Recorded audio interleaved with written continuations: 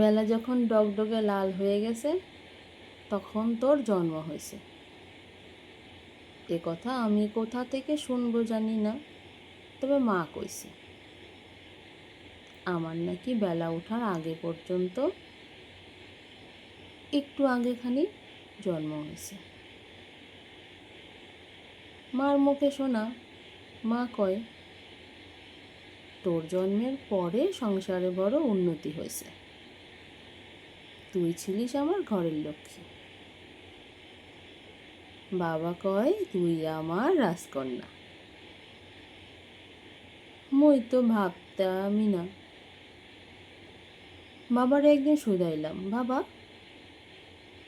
তোমার তো কিছুই নাই, আমি কি করে তোমার রাজকন্যা হলাম? বাবা মুচকি হেসে বলল,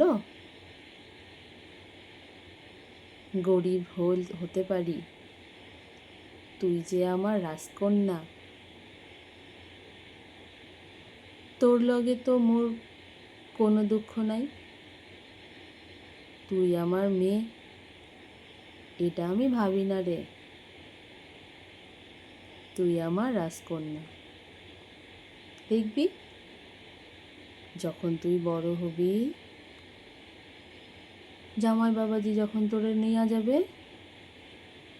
তোরে রাজরানী করে রাখবে। আজ বড্ড মনে পড়ে বাবা, রাজরানী তো হতে পারলাম না। সবটাই বুঝি সান্ত্বনা ছিল।